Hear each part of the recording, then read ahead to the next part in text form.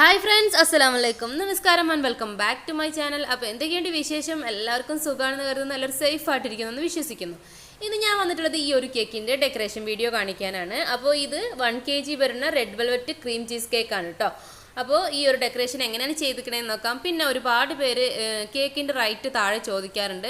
അപ്പോൾ ഞാൻ അതിന് റിപ്ലൈ കൊടുക്കാറില്ല. കാരണം എന്താണെന്ന് വെച്ചാൽ നമ്മൾക്ക് ഈ ഒരു ഡെക്കറേഷൻ ചെയ്യുന്നത് നമ്മൾ കസ്റ്റമൈസ്ഡ് ചെയ്യുന്ന എല്ലാ കേക്കിനും നമുക്ക് എക്സ്ട്രാ ക്യാഷ് വാങ്ങാവുന്നതാണ്. പിന്നെ ഒരുപാട് പേര് ചോദിക്കുന്നത് ഇങ്ങനെ ഹൈറ്റിൽ ചെയ്യുമ്പം ആ കേക്കിൻ്റെ വെയിറ്റും കൂടുതലെന്ന്.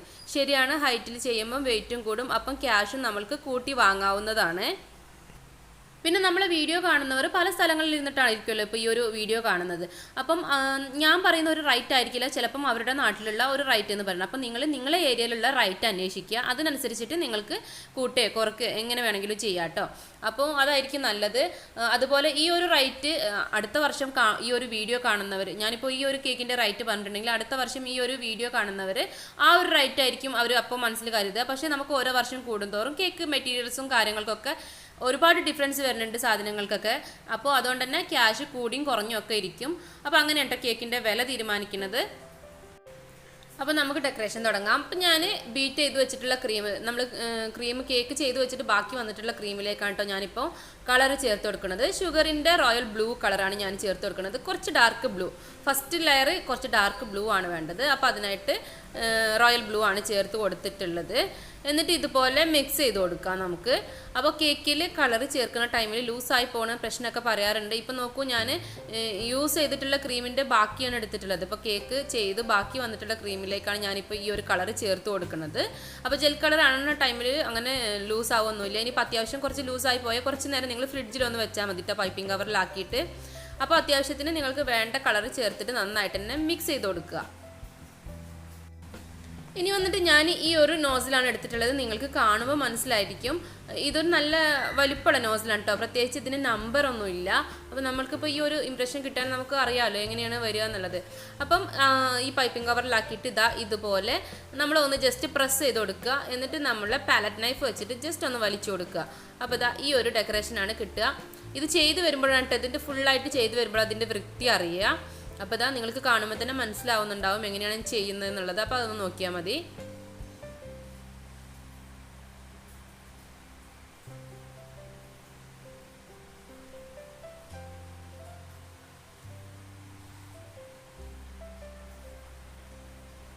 അപ്പോൾ അതങ്ങനെ ജസ്റ്റ് പ്രസ് ചെയ്ത് കൊടുക്കുക. എന്നിട്ട് പാലറ്റ് നൈഫോ, ഇനി പാലറ്റ് നൈഫ് അല്ലെങ്കിൽ ചെറിയ പാലറ്റ് നൈഫ് ഇല്ലാത്തവർക്ക് സ്പൂണിൻ്റെ ഒരു സൈഡ് വെച്ചിട്ട് അതിൻ്റെ ബാക്ക് സൈഡ് വെച്ചിട്ടൊക്കെ ഇതുപോലെ ഒന്ന് വലിച്ചു കൊടുത്താൽ മതി കേട്ടോ.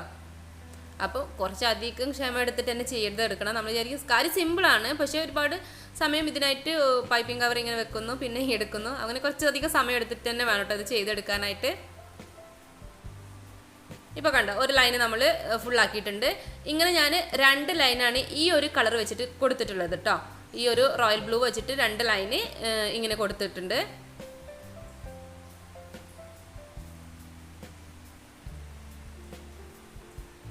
അപ്പോൾ നമ്മൾക്ക് കസ്റ്റമർ അയച്ചു തന്നിട്ടുള്ള ഡിസൈനാണ്. അതിൽ കുറച്ച് വ്യത്യാസം ഞാൻ വരുത്തിയിട്ടുണ്ട് കേട്ടോ. അപ്പോൾ അത് ശരിക്കും ഒരു ഡോട്ട് ഇട്ടുകൊണ്ട് ജസ്റ്റ് പൈപ്പിംഗ് കവർ കട്ട് ചെയ്തിട്ട് ഒരു ഡോട്ട് ഇട്ടുകൊണ്ട് ഇങ്ങനെ വലിച്ചാലുള്ളൊരു ഡെക്കറേഷൻ ആയിരുന്നു. അപ്പോൾ ഞാനൊന്ന് കൂടെ മാറ്റി പിടിക്കാമെന്ന് കരുതിയിട്ട് ഈ ഒരു നോസിൽ എടുത്തതാണ്.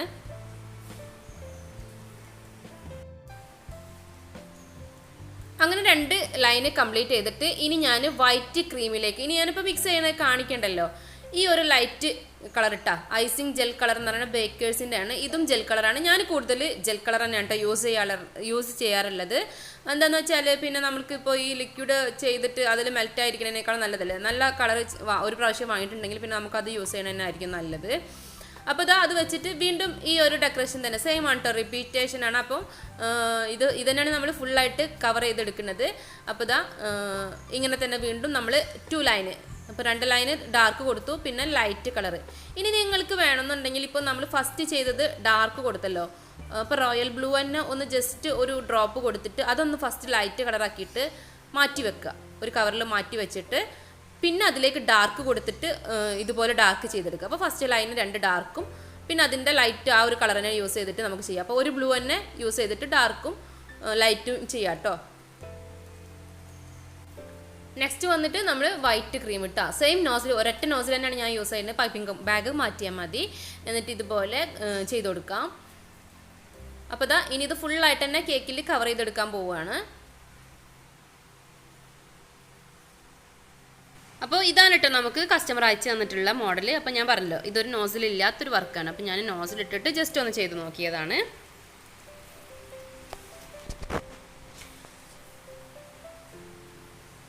അപ്പോൾ ഇനി ഇത് വർക്ക് ഫുൾ ഇങ്ങനെ കംപ്ലീറ്റ് ആക്കുക. അപ്പോൾ നിങ്ങൾക്ക് വീഡിയോ ഇഷ്ടപ്പെട്ടു, ഉപകാരപ്പെട്ടു എന്ന് ഞാൻ വിശ്വസിക്കുന്നു. ഇഷ്ടപ്പെട്ടാൽ എന്നും പറയുന്നത് പോലെ തന്നെ ഒന്ന് ലൈക്ക് ചെയ്തേക്കുക. ഇനി ഇഷ്ടപ്പെട്ടിട്ടില്ല ഞങ്ങൾ ഡിസ്ലൈക്ക് അടിച്ചോളൂ കേട്ടോ.